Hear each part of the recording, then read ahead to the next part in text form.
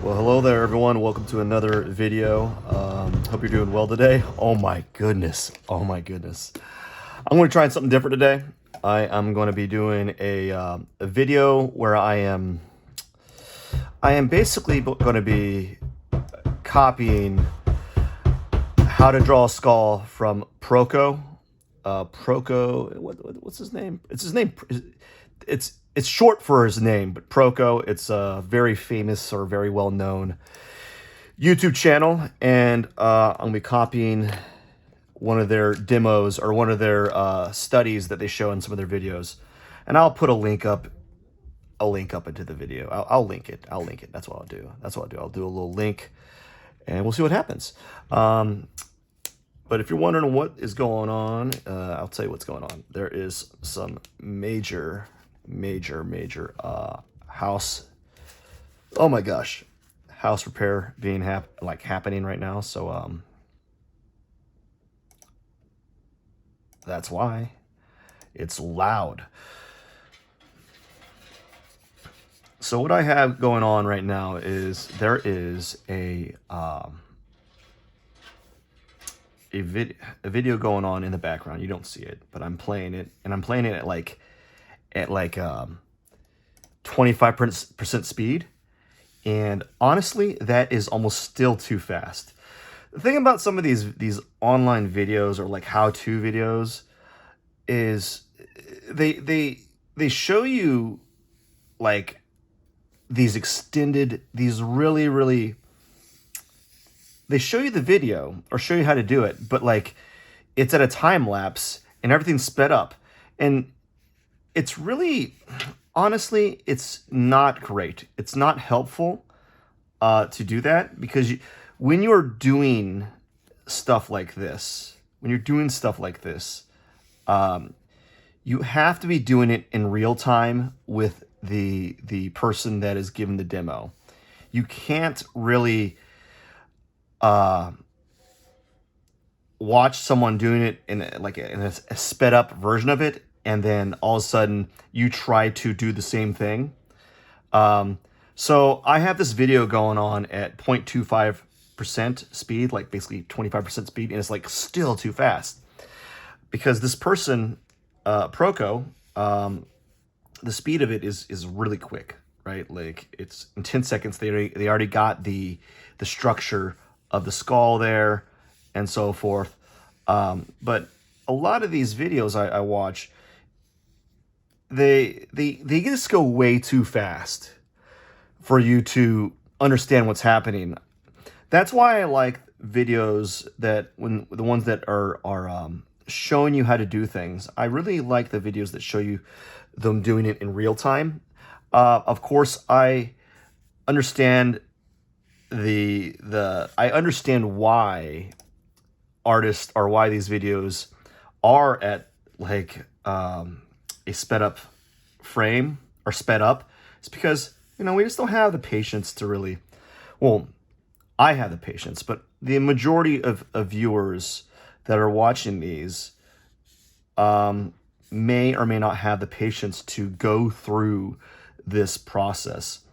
So this is kind of new for me to do a video where I'm actually watching another person or another video and trying to copy what's happening in real time. And I'm going to do it for about an hour, so that's going to be kind of new. I'm going to kind of talk about a few things that I'm noticing going on with this artist and so forth. Basically the main thing I'm noticing at the moment is it's just too fast. It's way too fast. There's a lot going on, and when you're doing these things, you want to go at real time pace, and almost at like a half speed pace. Honestly, I think these demos, these video tutorials, expect a lot of artists, or expect expect a lot of people to be doing things quickly. And of course, when you're learning new things, or whenever you're adept at those things, you can do them quite fast, right? But if you are new, which a lot of people that are viewing these these channels or viewing these tutorials, they're quite new. They have to go at a slower speed, you know?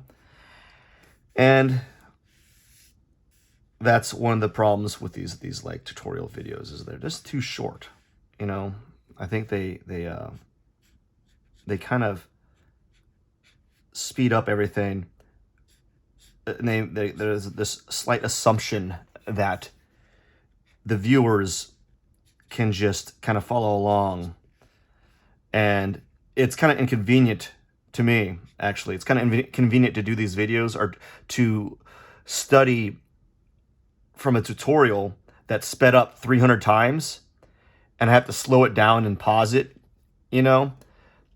I have to pause it so I can catch up, even when I'm slowing the video itself. So like if you hear a click in the background, it's because I'm stopping the video so I can pause the video and kind of follow along or kind of catch up. Now, don't get me wrong. It's harder to do these, to kind of like, to do this type of thing that I'm doing as I'm talking.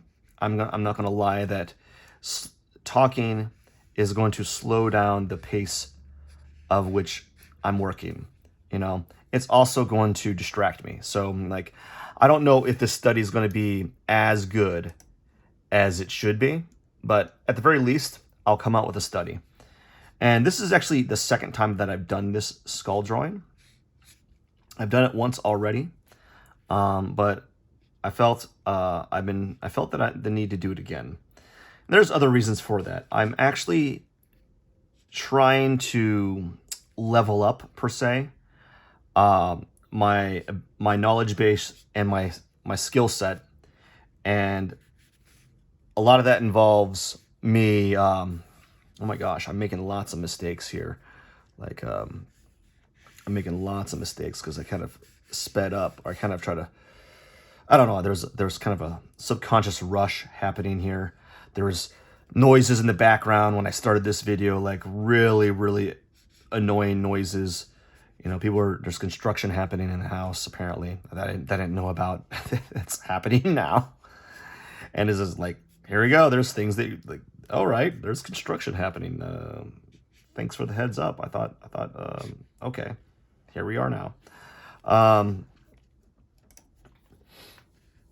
Anyways, here we are. And I am drawing a skull today, and it's supposed to be a study. And what I've noticed already is in my study, the zygomatic bone right here, I believe it's a zygomatic bone, I made it too long in relationship to the nose area. So I might move that a little bit further to the left, or try to. There's a limit to how much you can maneuver things around when you're using markers and pens. What else is happening here? I think I need to curve this a little bit more, kind of following the same pathway as Proco. Now, I don't know if this is great. It's not great. It's not bad either, but it's not great. That's the thing about when you're copying other artists. I've never really, never really been like great at copying other artists. You know, you can kind of get close, right? And that's one of the things, reasons why you do these things. You do these studies. You want to study other masters. You want to study other artists and see how they view artwork, and see how they view artwork, and see how, oh my gosh, see how they view the form. So what I'm noticing now is this area needs to be pushed back further. It feels like I kind of pushed out the mandible area of the skull. And that's probably because I'm not paying attention so much. I'm kind of focused more on trying to just kind of maintaining a dialogue with these videos. And there is positive and negatives to doing these videos, you know. When the positive is, you know, I'm creating something, but the negative is you're not always entirely focused on doing one of the tasks at hand. And one of the tasks at hand was tasks at hand is to, oh wow, I'm noticing quite a few things that I'm kind of, there you go. There, that chin was a little weak. One of the tasks at hand was to kind of focus on getting these proportions. Wow, this is going way too fast. I'm having to stop every 5 seconds just so I can catch up. And this, as I said, man, this is one of the fatal flaws of these demos. And that happens with a lot of them. I think you don't see a lot of it done in real time, because when it's done in real time, we're talking about like an hour long, process, an hour, 5 hour long process. And that's usually only done on like, what is it usually done? It's usually done for like live streams, right? Live streamers typically do that, right? It's usually not done as a video per se. But things are kind of starting to form out a little bit, and so that's okay. I think I'm going to be able to wrangle it up. I would say the sketchbook is kind of causing some problems. It's kind of squishy. It's kind of squishy. And so that leads to distortion when I press down. It's a small amount of distortion, but it does lead to a little bit of distortion when you're drawing. And it adds up when you're doing a copy. The other thing that I'm kind of noticing, I'm kind of not too happy about right now, is the fact that my work's very scratchy and I'm a little heavy-handed.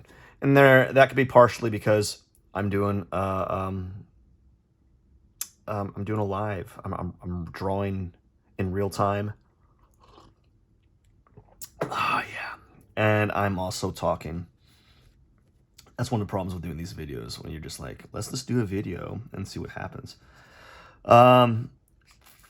Getting part of that temple there on the skull here. What I noticed is this bridge area is a little too wide in relationship to the person that I'm copying from, but that's fine. We can always correct it or tweak it to some degree later on. And I think that's one of the things that beginners don't know. Beginners they want the mark, they want the whatever they're doing, the things that they're modeling to be perfect the first time. And they don't seem to realize that there is going to be errors and mistakes that you can correct to some degree later on. And if you're not perfect the first time, it's okay. You can always draw again. I think that's one of the biggest problems that I had when I was first starting out, is I wanted everything to be like absolutely perfect, There couldn't be any mistakes. There can never be any mistakes. It had to be perfect every time. And that type of mentality was very, I guess, either counterintuitive or counterproductive. It definitely made things more challenging for me. But as you do more and more work, of course you recognize errors in your drawing, right? You recognize your flaws, you recognize the mistakes, but you get used to that and you just keep pushing forward, essentially. Man, this is going way too fast for my liking. Anyways,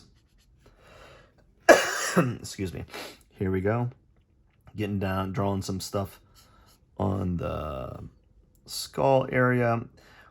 As I recall, I believe what he's doing now is he's making marks to to signify shadow. So like this whole area right here is supposed to be like shadow. So he's massing out areas that are going to be like shadow areas, I guess. Areas that are going to be heavily darkened with value. So if you hear me say shadow, value, tone, they're all the same thing.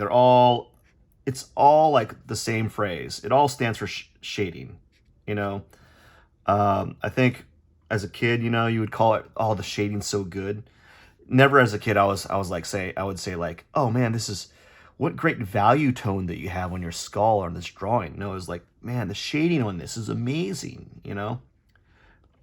It was never like that where I talk about, I would never talk about shading as if it was, I would never refer to it as value or tone. It was always shading, you know? And when you're young and you're new, that's the closest word to it. And yeah, it works. It works. It's a perfectly acceptable word to use for value. So what I'm doing a little bit differently than Proco is I'm exaggerating the angle of the chin. His is a little bit more flat, and that's strictly that's just kind of a preference. I might be able to. I just felt like I should do that. This felt like it just felt right. I don't know. You know, so sometimes I like to exaggerate those like certain forms of the skull, or certain forms of the body when you're drawing, and that just comes with like either some experience or, you know, just some personal preference. You know, it doesn't necessarily have to be like, oh, my experience tells me I need to exaggerate that chin. It could be like, well, maybe I'm just want to give it a different spin, a different vantage point, etc., etc. Let's see, how is he going? He's making some teeth here.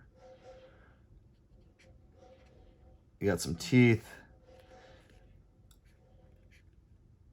What I notice when drawing the skull and drawing teeth, that typically, like when you first start doing it, a lot of people will like, they won't count the teeth. They just draw a bunch of teeth like over and over, just like a gazillion teeth. There's more teeth than a human actually has, because they won't count them. They'll give the skull like this generic amount of teeth, and that's one of the biggest like mistakes newbies have when they're drawing the skulls. They'll like add more teeth than there actually are. And you're like, what's wrong with this person's skull? Why is the jaw look like this? Why do we have this skull look like it's got a gazillion? It's like shark teeth. Like they just keep growing. It's like, what's going on here? It's like, I see 1,000 teeth. No, there's not that many, you know? So I'm just rendering the teeth from this video. Actually, I'm gonna make a link to this video for those that are interested in kind of following along or trying this out for themselves, so you have an idea of where I'm coming from, and then you can get an idea of like why I have some reservations against videos that do these tutorials, but they're just like they're basically ultra time lapses without not a lot of like insight of what's happening. And then the ones that do show insight, they usually they jump through the progress of the entire video, entire drawing. And there's usually, when you do that, there's a loss of information. Like when you skip a section or a portion of the development of the drawing, no matter how good you are at articulating things, there's going to be some loss in information that the viewer is going to be a little bit confused about later on. I think I made a mistake here. I think I didn't give enough room for the teeth here, and I kind of raised it up. Okay, it's okay. We'll figure it out. We'll work with it. Um, let's see, I got to count the teeth here. I think I got to count the teeth. I think I'm missing some teeth. Oops. Will I be able to fix it? Probably not. But all right. So I think we're getting close to a point where I can start defining some things. What time are we at? We're at 40 minutes. How about some coffee? How about that? It's morning. So that's what we're doing. We're gonna have some coffee. What I hate, well, I don't hate, but like I don't like it when coffee gets cold because it tastes awful. So I kind of like some cold coffee happening right now. And it's just like, oh my gosh, this is terrible coffee. You know, just not good. So I'm just trying to decide whether or not I'm at a good enough spot to, let's see, what kind of pen do I want to use? Do I have the pen that I want to use? And lo and behold, goodness gracious, I don't think I have the pen. Let's see if this work? Oh, we'll use this pen. We'll just use this pen. And we're just going to go ahead and start adding some details. You know, meanwhile, the video is still going at like 25% speed. And even then, like, it's way too fast.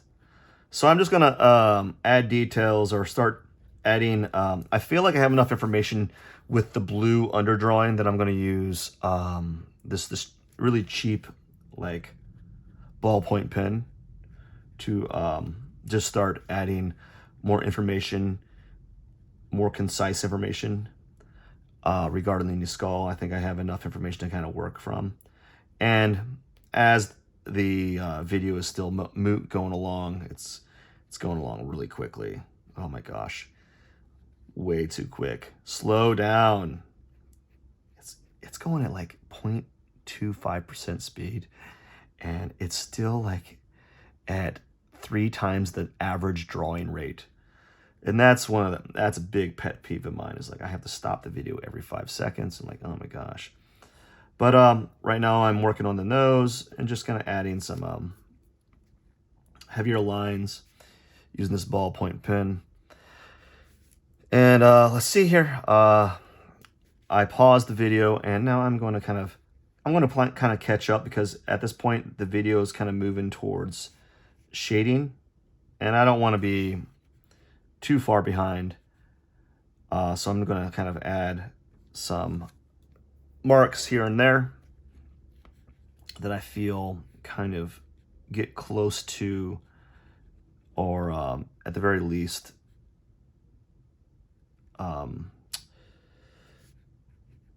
look very similar to the drawing that I'm working from. What I'm noticing right now is this area where the eye socket's at, I made this part of the bony protuberance, or this bony mass, a little too thick. And that happens a lot. I typically overshoot things. And then I'll tone them down a little bit. So I'm kind of shrinking it down. So this whole thing is moved that way a little bit more. And it may or may not be the correct shape. It's definitely not perfect, and it's definitely not matching it to a T, but we're getting close to what the other artist is rendering, at the very least, or trying to express. And that's one of the troubles with when you're doing these copies, is there's always going to be a little bit of, you know, unless you're like crazy good, there's always going to be that what would you call it? Like visual variance, I guess. You're never going to be 100%. And I'm just moving along, just kind of adding some marks here and trying to get my lines in order. As I'm doing this, I'll talk about what's going on right now. What's going on is for those have watched these videos in the past, I normally would do like a 5-minute vlog, and I haven't stopped drawing. I just haven't been recording myself in a vlog like form. I stumbled upon a YouTuber. I think it's called 10,000 Hours, and he made some really good videos. Like these videos are top notch, and the videos is the premise is he wants to improve at drawing, but not through sheer volume or sheer workload. Meaning, like, he doesn't think that it's that you need to work 10,000 hours to become a very well-rounded artist. And he was showing some ways on how to pursue art. And one of those ways is he's developed in his videos, he's talked about how he's developed a strategy, or he's using a strategy that allows him to basically target, basically train himself at art very specifically and very targeted.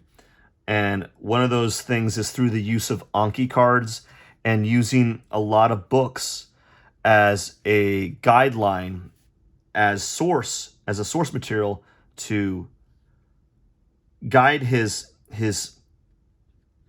drawing studies, as you might call it, I guess. His drawing adventures, his whatever. Anyways, so what I'm doing is kind of following along the same premise, but I have not gotten there yet. His involves using books and Anki cards to basically have a drawing program, and I have not gotten to the point where I'm able to do the book part. I got books to work from, but it involves me scanning large, and basically the thing is that's caused the point of friction for me is I have to scan entire books, and I don't have the time to scan entire books at the moment. I have the books, I have the scanner, and I need to sit down and at least scan one set. Then you scan these books, and then you create a series of flashcards using the Anki cards program, and that alone is a lot of labor. Like, that is a big labor suck, and I just don't have the time at the moment to do that. Or at the very least, I can't do it all at once. So I've been trying to figure out how I can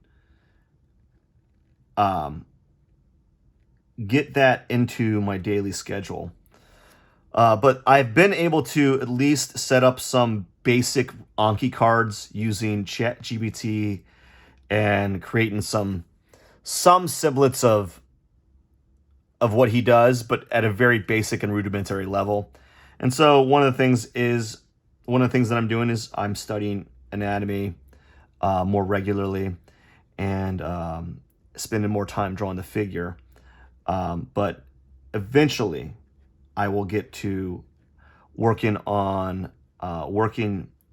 with books and Anki cards to create a kind of like a curriculum of my own. And that's going to be in the future. And once that happens, the drawings will change significantly. The content of the drawings, what I'm studying will change. What I'm looking into will change, because I'm actually using these books as a guiding force to improve my art. I wouldn't say I'm a bad artist, but I don't necessarily consider myself proficient at anything. I can't say like, oh, I'm a master figure artist, or a master still life artist, or a master painter, or a master at pastels. I'm not really particularly like a master of anything with regards to art. And then there's a lot of these artists that are like, they are masters at what they do. And I would like to be able to claim that title. I would like to be able to say, oh, I'm a master figure artist, you know, like I could say without a shadow of a doubt that I am very knowledgeable at that field. As I said, I'm good, but I'm not like great at it. And I think what this YouTuber has provided to me is kind of like a template that I can kind of work from to improve and to something, and it could be something for me to it will be a good guiding, it's like a good like structure for me to work with. And I think by doing that, I open myself up for, I would like to say intense growth, but maybe at the very least a very structured way to grow.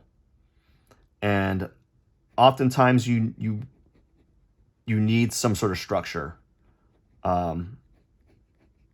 to improve at anything, you know, something to kind of like that's repetitious, something that builds upon past experiences and reminds you of old experiences, or reminds you of old information. And that's what Anki cards does is it like it it's hard to explain because I'm not knowledgeable enough at it, but like you'll do an Anki card saying like right now I'm doing an Anki card where I'm doing draw the structures of the skull. Okay.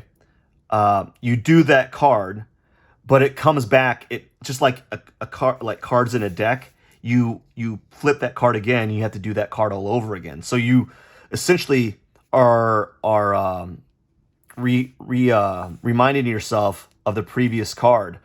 So you're getting repetition in that sense. I don't know the scientific reasoning or the verbiage for it, but there's something that has to do with that where you remind yourself. Perhaps it's not reminding. What's the word? It's on the tip of my tongue. But anyways, it's all good, bro. It's hard filibustering for an hour, man. It really is. I'm still catching up to where I'm still trying to catch up. Actually, this person's going too fast. Another thing is doing these videos is kind of slowing me down. I know for a fact when I was doing this video, when I did the skull previously, I was much further along at this time. And I think the reason why is because I'm talking, and when you talk, you slow down. You just slow down. That's just what it is, man. Who knows if that's a good or bad thing? I don't know. But as I was saying, like just been trying to level up.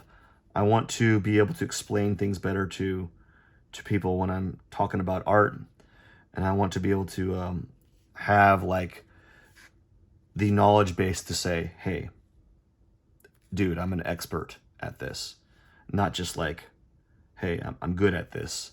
I can say I'm good at it, but I don't really go around saying I'm an expert artist, you know?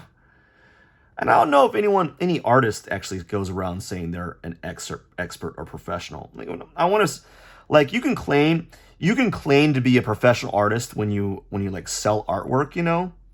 But like, it doesn't necessarily mean you're like the best artist. It just means you can sell artwork, you know? It's like a basketball player. Like, when you're a basketball player, you're professional. If you're a professional basketball player, like, you can claim that you're like the top. You know, you may not be LeBron James, Michael Jordan, you know, but you can claim to be at the tippy top of skill set to be a professional basketball player. But like, you can be a terrible artist and make a living as an artist, you know? You can be a professional artist and be a terrible artist, you know? I've known artists who are not great artists, but they make a living as artists, you know? And that's nothing wrong. But like there's nothing wrong with that. I'm just saying that, like, I've known really bad artists. And if you get mad at me for saying that, it's nothing wrong with that. Like, you're making a living as an artist. Why are you mad about my opinion on what makes good and bad art? But like, I know artists that are not great at drawing, they're not great at painting, but people love their artwork and they buy their artwork, and man, more power to you. So, man, why are you mad about me? Mad over me saying that type of stuff. But you know, there's artists that are really bad artists and they make a great living off of being an artist. But they can't say they're a professional artist or an expert artist, you know? You know, it's like some people, if you're able to make a living off being a basketball player, but you're not a professional basketball player. You know, you're not playing in the NBA, and that's okay. It's okay. Don't. I wouldn't be. I wouldn't. I wouldn't lose sleep over it. Anyways, I think I think I'm at the point where I can kind of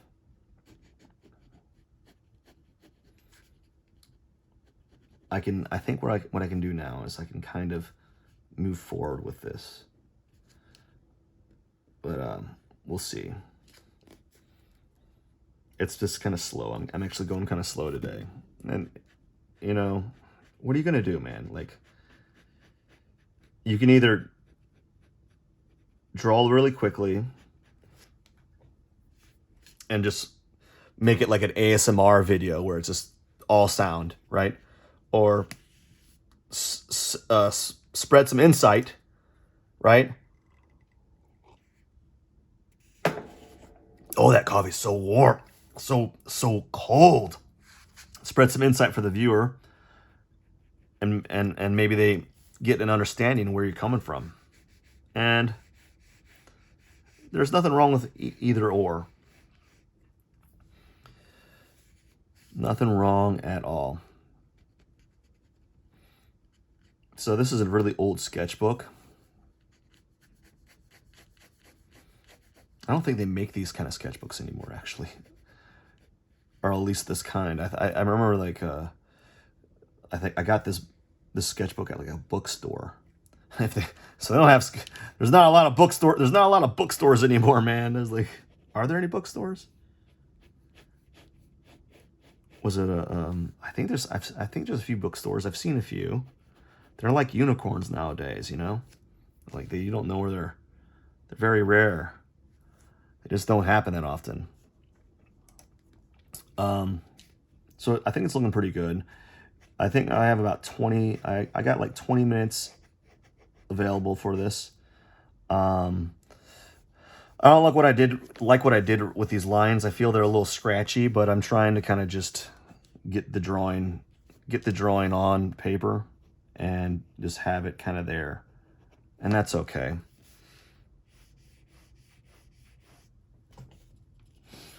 Another problem with like doing these videos is, I don't know if you know this, but like it's really hard a lot of times when you're drawing. Oh my gosh. When you're drawing, I don't have enough room to move my hand. I would like to move the paper around so I can get a better angle to make lines.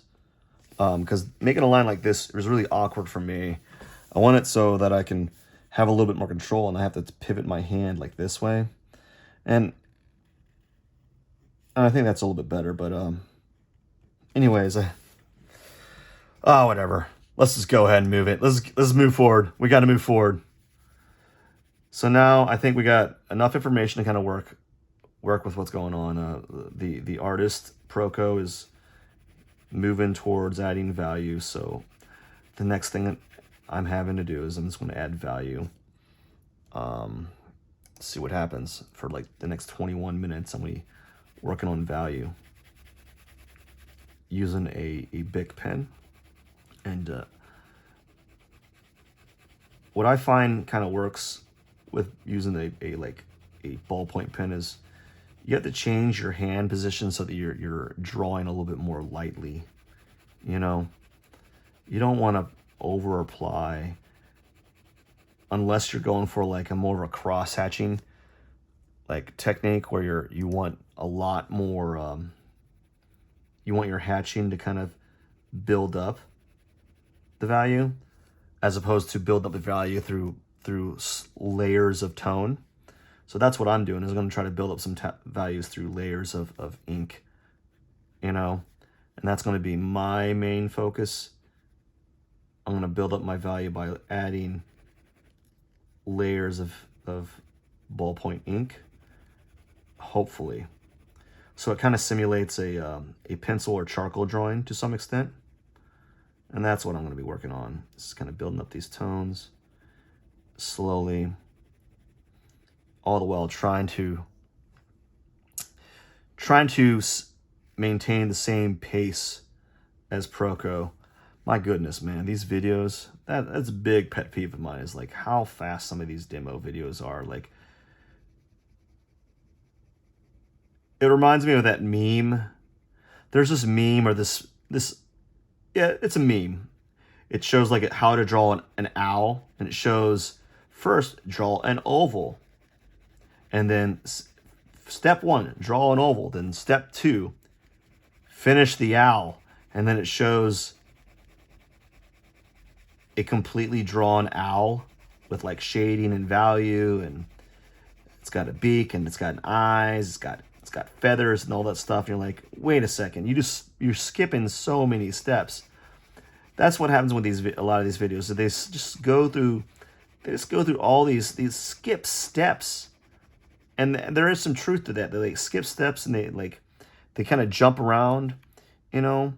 And there's this assumption that the viewer that is watching, and that they might be assuming correctly, right? There's an assumption that the viewers that are watching have some level of knowledge regarding drawing, and maybe they're assuming correctly. I can't fault them for that. Maybe they're assuming correctly, but at the end of the day, I guess you want to cater to a larger audience. Like maybe there's people that want to learn how to do certain, like maybe they want to learn how to draw a skull, but they're feeling a little intimidated because they're drawing the skull at like 5,000% speed. A 5,000% speed, like doing a time-lapse video for me is like, that's like a reel. That's a short. You put that on, like, that's a YouTube short. That's a TikTok video. That is not a tutorial on how to draw something. That's just like, that's a video that you'd show to just like show you drawing something, it's not a valid like this tutorial in my opinion. It's more like a sped up drawing, and people like seeing sped up drawings. I will give you that, you know. But if you're trying to give a tutorial, don't jump around, you know. Don't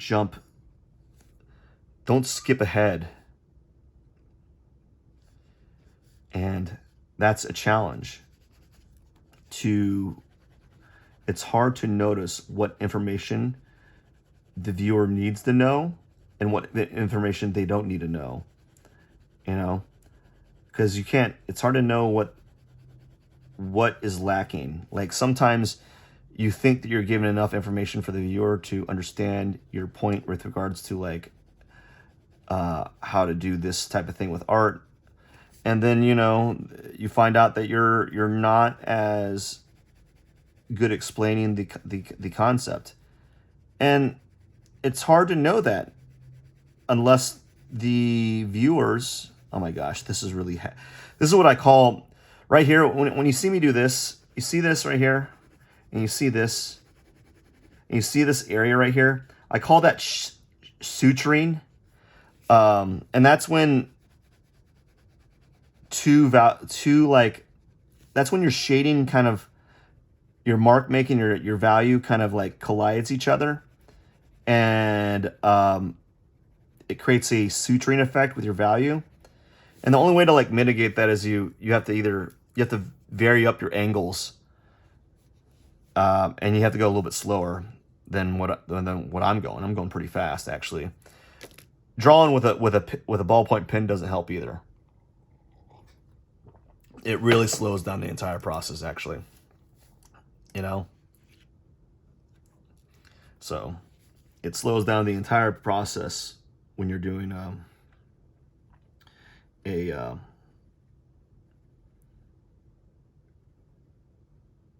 drawing of this nature with a pen. But it's okay.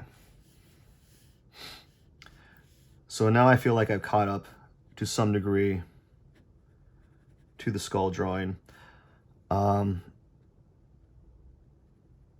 It's not going to be complete, or at least not as complete as it could be. But I'll get there. I'll get to a happy medium with what is being rendered. But this is something new I'm going to try out. I don't know if I'm going to keep doing these videos like this. It's just something I wanted to give a little. I just wanted to try it out, really, and see if it's something I want to pursue. I don't know if I could do it in like every day, but maybe once a week, where I show a tutorial video, not necessarily a tutorial video, but like a video where I'm following tutorials either through videos or through like books, and I'm using, just kind of talking about it and kind of going along with the process. I think people might get some value out of that, might learn something, and who knows? Who knows? It might be a good thing to kind of talk about, or at least mention.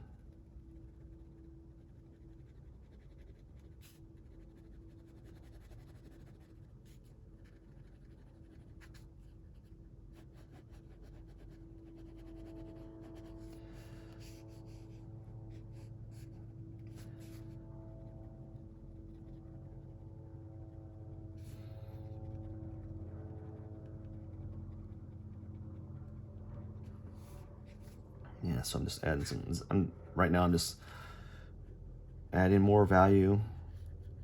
Slowly going to darken things that I feel should be darker.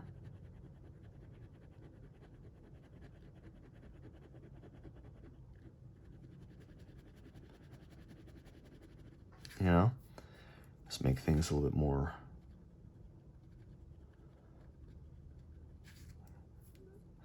like vivid, pushing the value ranges on some things.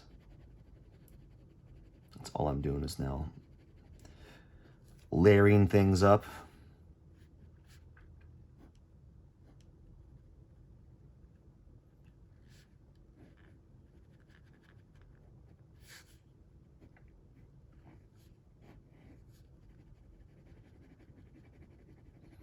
And who knows how much of this I'm going to get done. I really don't know.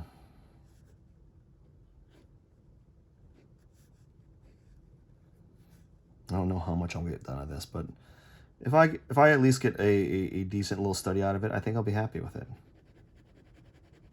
That's all that matters. I think we don't want to put too much stock into these things, you know. Just want to kind of like play around and have a little bit of fun in the process.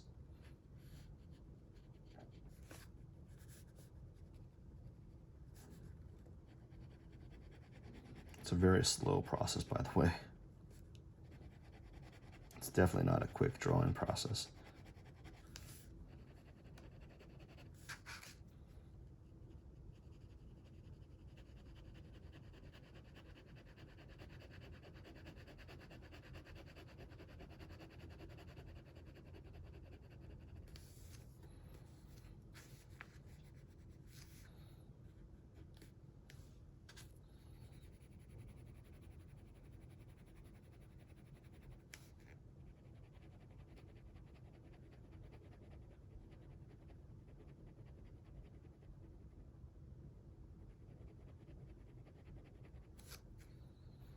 So it's kind of nice that there's no construction happening right now. Like there was some major construction happening at the very beginning of this video. I'm like, my goodness.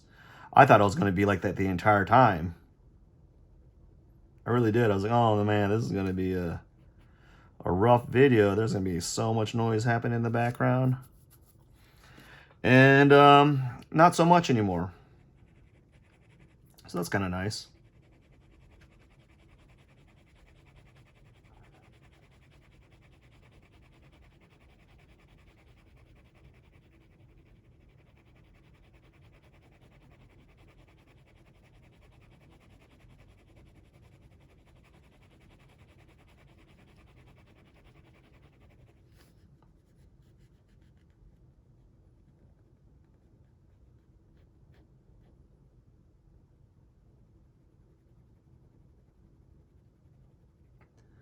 One of the biggest skills that you can have as an artist is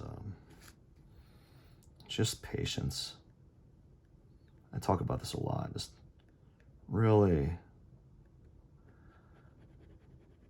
you have to have a little bit of patience. Nothing gets done quickly when you're drawing. It just takes time. You just have to really work at it and keep working at it. And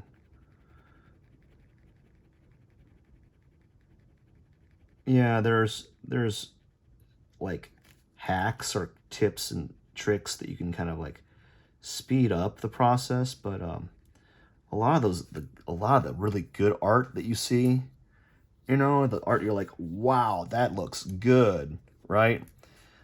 That you just have to really slow down, you know, slow down your pace, slow everything down, right? And I think that's what a lot of people are missing, is this act of just slowing down. We always want everything to kind of happen immediately, and I wish that was the case. But like when you're making artwork, you know, it just doesn't happen that quick. It's just one of those things that you just have to really work at it. Now, one of the big things, one of my like hacks that I have is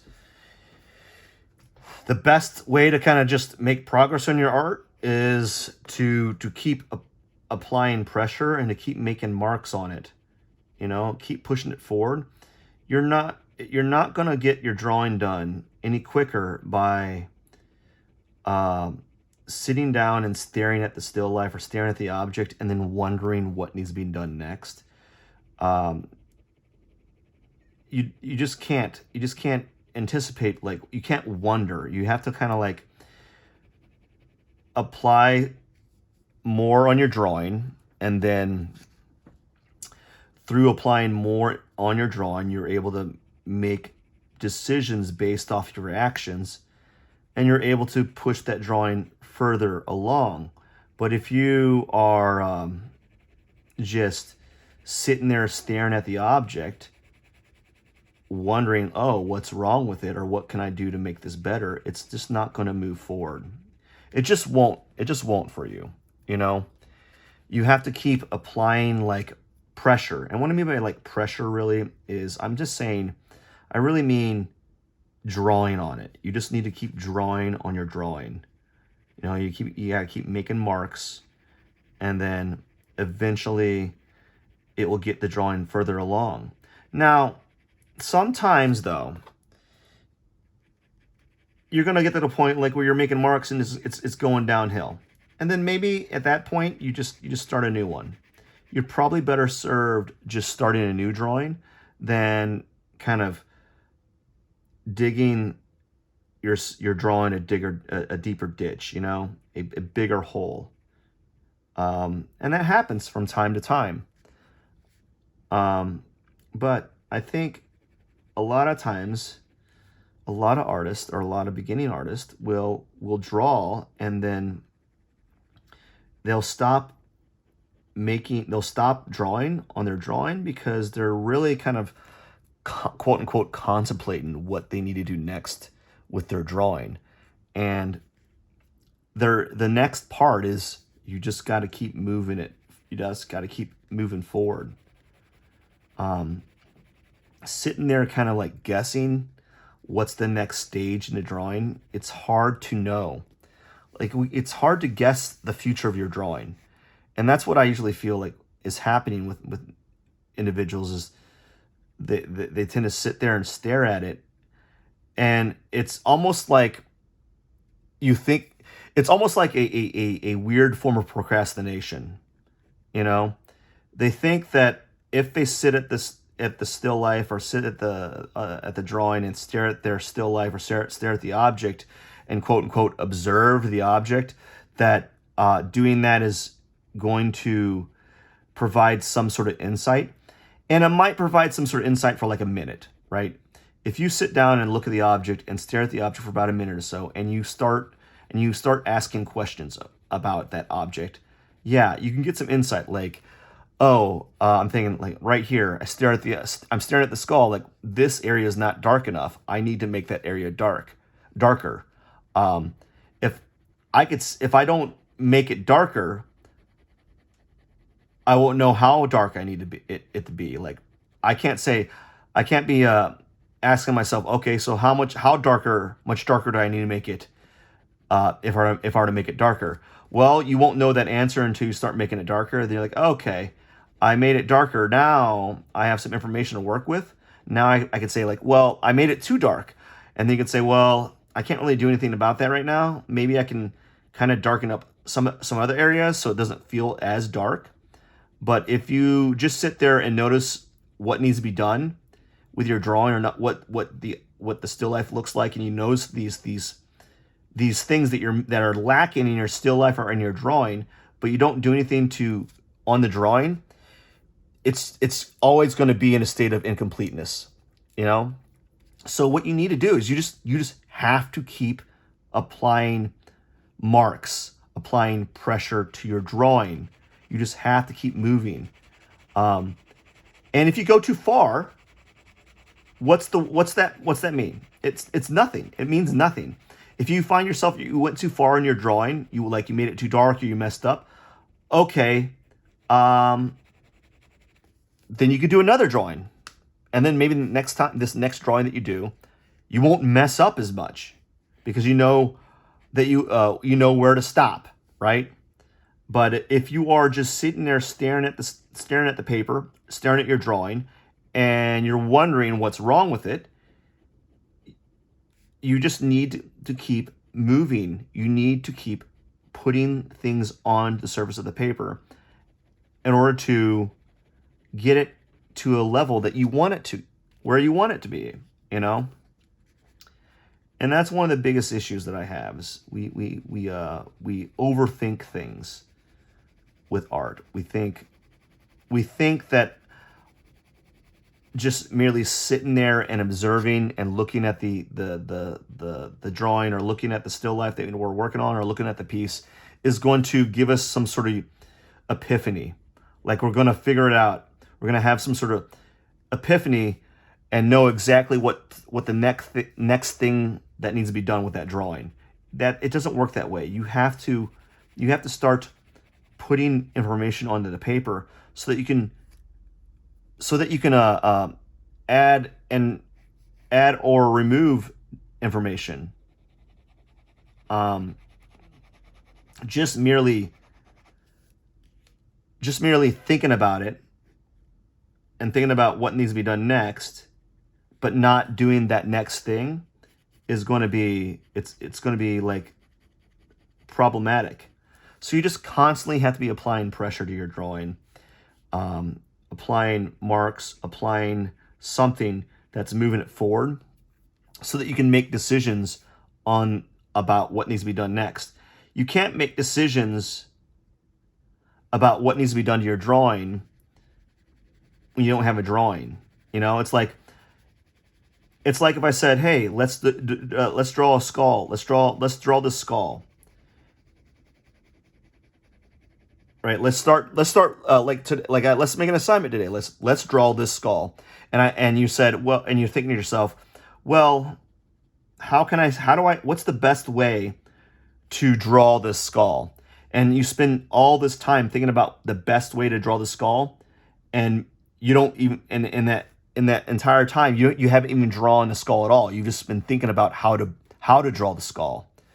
And meanwhile, there's a person who doesn't know how to draw the skull, and all they're doing is they're drawing the skull, and as they're drawing that skull, they're getting better at drawing the skull because they are drawing the skull. They're not thinking about the best tactic. There is no meta when drawing. There is no. It's you just draw. Most effective, most efficient technique available. Yeah, there is no like official meta with drawing. You just do it, and then you find more efficient techniques in the process of doing it. But you can't do it by itself. You can't just like I can't just like give you a drawing stack. You know, like you got to have this pen, you got to have this paper, and bam, you got yourself the best. You got yourself the best way to draw. No, there is no meta. You just do it. You know. And I think that's a big issue that we have is we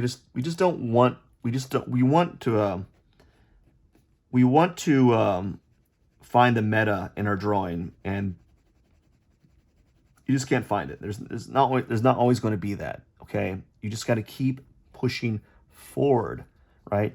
You got to keep pushing the drawing forward, and through that exploration, you get your meta, I guess.